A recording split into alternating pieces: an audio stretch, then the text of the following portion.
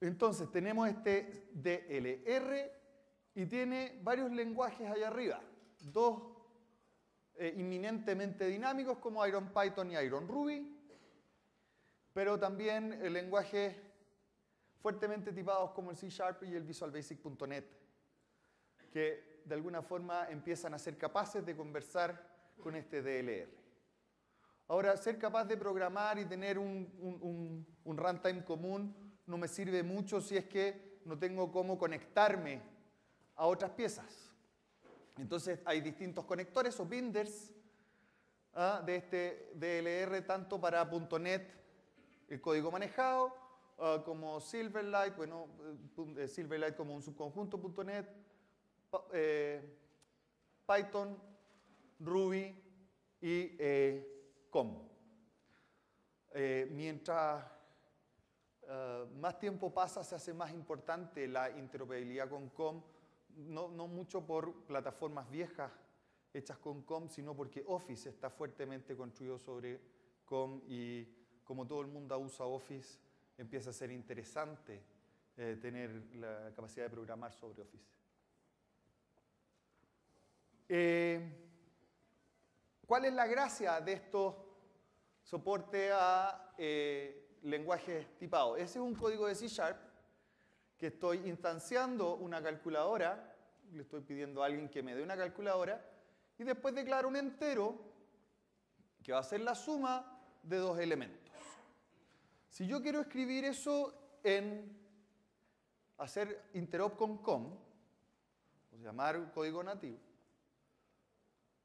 yo tengo que crear un objeto, porque no voy a conocer el tipo de la calculadora en COM.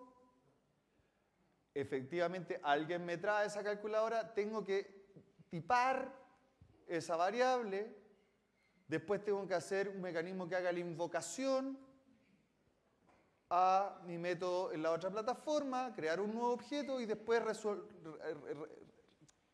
transformar o castear ese objeto que me devolvió la operación de suma a un entero para que yo lo conozca de nuevo. Si yo quiero hacer esto contra JavaScript, tengo que crearme un objeto JavaScript y lo mismo.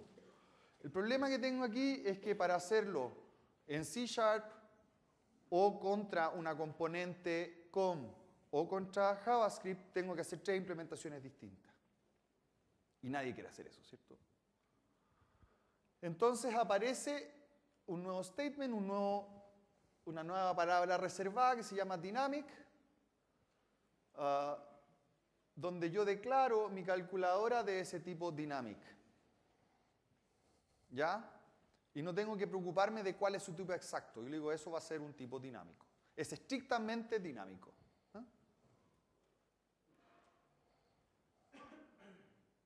Y eso va a operar devolviendo las cosas como corresponde, pero no tengo que hacer esas 14 transformaciones que tuve que hacer allá arriba. Otra de las ventajas es que yo puedo manejar esto sin mayores problemas, ¿no? Uso el mismo tipo supuesto de datos dinámico para definir cualquier cosa. Ahora, ¿cuál es la gracia?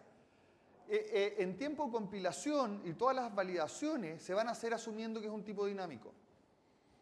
Y en tiempo de ejecución va a determinar cuál es la variable, cuál es el tipo de datos donde mejor me cabe este valor y lo voy a usar según eso. Entonces, básicamente la selección de los tipos reales de nuestras variables quedan delegados al minuto de la ejecución y no de la compilación como viene haciendo hasta ahora. Dime. También me recuerda los tiempos de ASP y cómo evitamos caer en los problemas que había en ASP cuando no teníamos tipos. Sí, es menos dinámico porque de alguna forma yo tengo que declarar el tipo. En las aplicaciones dinámicas en serie yo no declaro el tipo, vengo y lo uso. ¿Cierto? Y de alguna forma se dice de qué rango va a estar operable esto, ¿no? Hay validaciones previas, pero efectivamente muchas de las validaciones puedo que tenga problemas en el minuto de la ejecución. Pero gano la interoperabilidad con distintos elementos.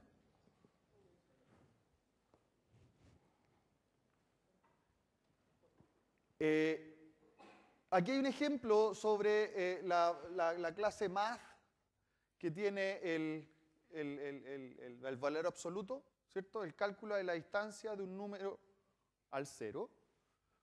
Y obviamente, como yo puedo usar esa para hacer enteros o flotantes o enteros de 16 bits, de 32 bits, de distintos, tiene sobrecargas para cada una de las implementaciones que corresponda. Entonces, si es que yo declaro un tipo double, yo voy a usar esa sobrecarga de la opción absoluto. Si es que yo declaro ese tipo como dinámico, efectivamente, y le pongo un 1.75, va a volver a usar el mismo método sin ningún problema, porque lo que tiene la variable dentro es un double.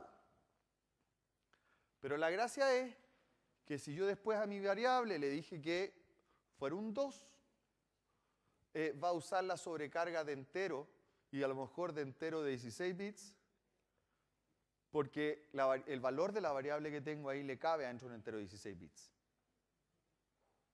Ahora, en este cálculo yo me imagino que la implementación de absoluto no debe variar en un caso y el otro, y solo estoy validando los tipos. Pero hay implementaciones donde sí es muy distinto si estoy trabajando con un entero o con un punto flotante. Otra cosa, un poco volviendo a lo que dice Patrick, y esta cosa parecía lo de ASP.NET, bueno, esto sí que lo habíamos visto antes.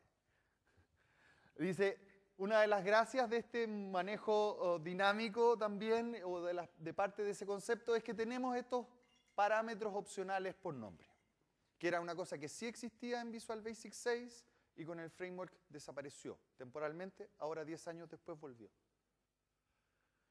A ver, ¿cuál es el modelo? Cuando uno hace un método en una biblioteca, generalmente agarra la versión que tiene mayor cantidad de parámetros y escribe su código, ¿cierto? Y después se da cuenta que en algunos casos hay algunos parámetros que estoy dispuesto a omitirlos. Y lo que hacemos es que asumimos un valor por defecto de ese parámetro y invocamos al método de la firma más grande. ¿Me explico con eso, verdad? ¿Todos me siguen? Entonces, yo podría decir que en algún caso no quiero ponerle el detect encoding y no se lo pongo, ¿cierto?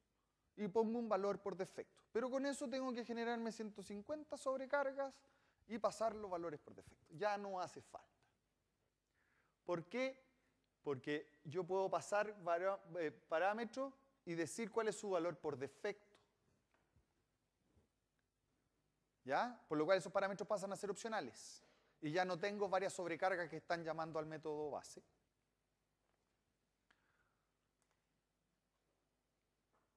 ¿Qué cosas tenemos que tener en cuenta? Que primero tenemos que pasar los argumentos posicionales, o sea, los argumentos obligatorios según su posición, y los elementos opcionales los podemos pasar por nombre.